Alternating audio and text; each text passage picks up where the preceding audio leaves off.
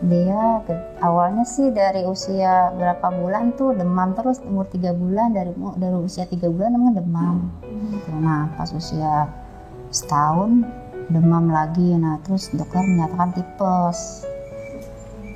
Nah terus udah setahun dirawat, 3 tahun ini apa sih namanya, kayak mimisan terus gitu dia. Mimisan, kadang berat badannya kok ringan gitu ya. Nah, pas usia 5 tahun demam lagi,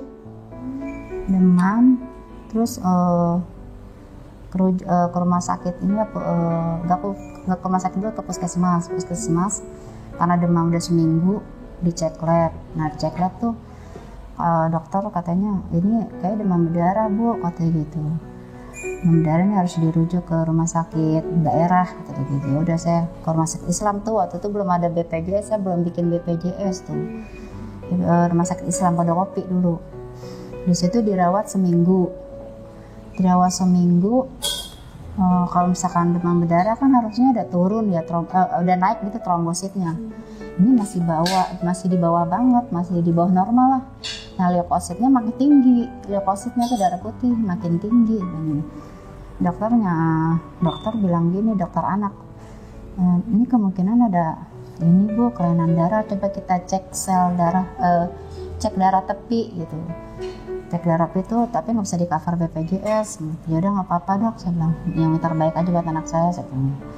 Udah cek darah tepi, itu ketahuan tuh dari situ ada sel blast di dalam darah tuh, dari darah tepi udah ketahuan ada sel blast 34% gitu. Udah saya kaget kan, ibu kemungkinan kanker darah, gitu, kelainan darah.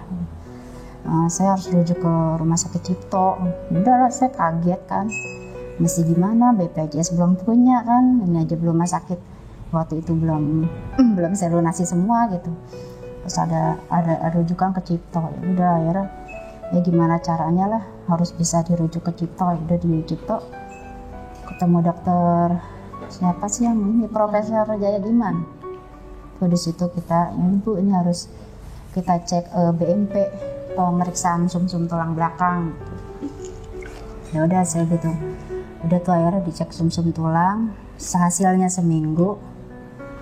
Terus hasilnya saya datang ketemu dokter ini, dokter satu lagi tuh dokter apa ya, pokoknya dokter ini juga, dokter anak juga, spesialis kanker gitu.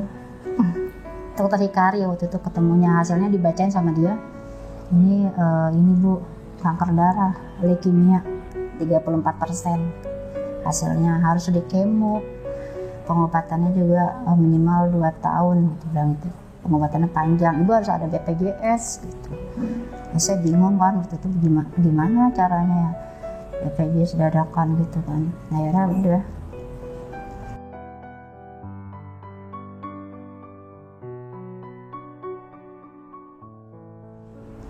terus aku nggak langsung di kemo tuh, saya pertimbangin dulu di rumah, kalau bisa jangan di kemo gitu kan. Saya soalnya dokter bicara efek terburuk kemo kayak gini begini katanya, efek terburuknya lah pokoknya jadi menunda gitu, ditunda seberapa ya, 3 minggu di rumah ya ditunda. Udah gini aja, herbal aja dari keluarga gitu, nggak setuju di kemo soalnya kan takut ya, kemo itu kan kayaknya menakutkan gitu bagi saya, orang masih awam kan, saya nggak ngerti kemoterapi itu apa. Udah 3 minggu di rumah nggak diapa-apain tuh, dia malah pendarahan lagi di hidung, ini sama gitu banyak tuh ya. Akhirnya udah langsung saya ke IGD Cipto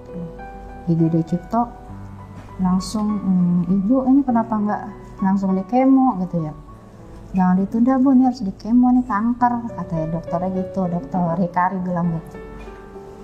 Terus saya bilang iya dok, ya udah akhirnya kita dirawat inap, udah kita dari situ udah mulai kemo di gedung A waktu itu. Kemo pertama tuh dia kayak kan masih awam ya, kayak intratekal segala macam tuh semua. Alhamdulillah sih pas berjalan berapa bulan tuh kemo itu efeknya maksudnya nggak begitu yang saya takutin gitu.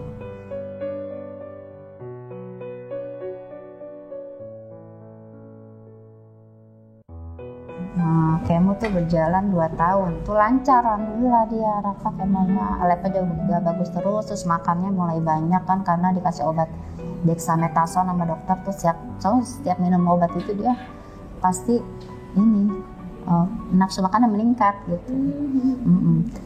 Nah tuh ada juga efek obat yang bikin mual, ada kayak MTS kayak gitu yang tiap minggu tuh agak mual juga obatnya. Jadi naik turun nafsu makannya dari obat itu, iya. Udah 2 tahun lulus, kemo selesai hasilnya 2 tahun remisi, alhamdulillah 1% dari 34% di kemo jadi 1%. Udah tuh kita kontrol per 3 bulan.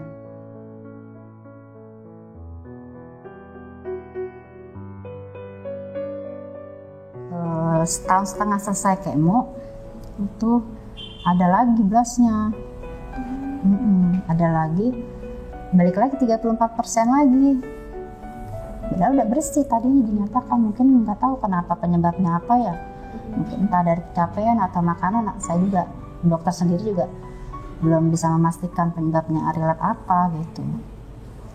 Awal gejala relap itu maksudnya kambuh itu tiba-tiba lemes, nggak bisa jalan. Tadi awalnya jalan pincang kayak gitu, kok jalannya kayak agak pincang, saya bilang gitu ya. Tapi saya kontrol ke dokter, labnya bagus gitu. Jadi kok lama-lama dia pas seminggu dari pincang itu dia di kamar mandi, habis dari kamar mandi jatuh, lemes, nggak bisa jalan.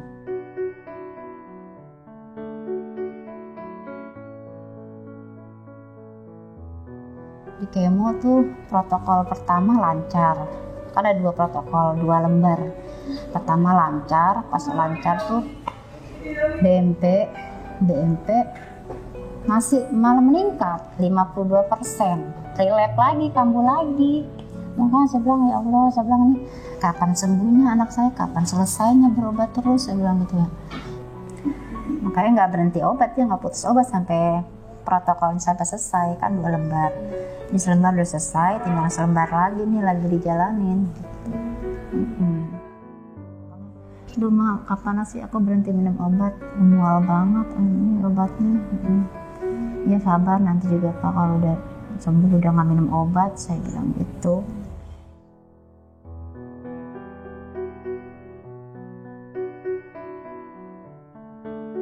Ya harapan saya biar dia sembuh, sehat sempurna gitu aja.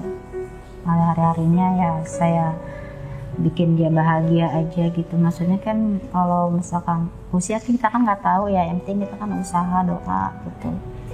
Dia mau apa saya usahakan, saya turutin gitu kan, biar dia sehat gitu, biar dia semangat.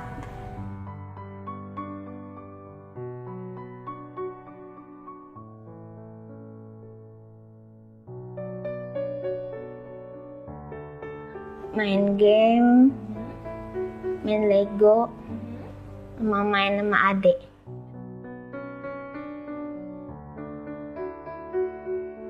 Main bola. Oke. Main olahraga sama biar kuat lari.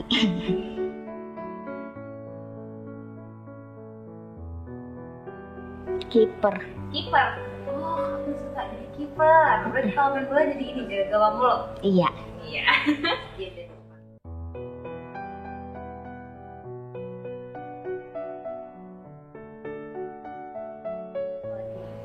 Terima kasih banyak Rafa udah menjawab tentang cita-cita kamu.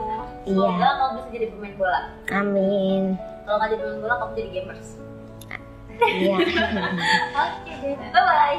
Bye.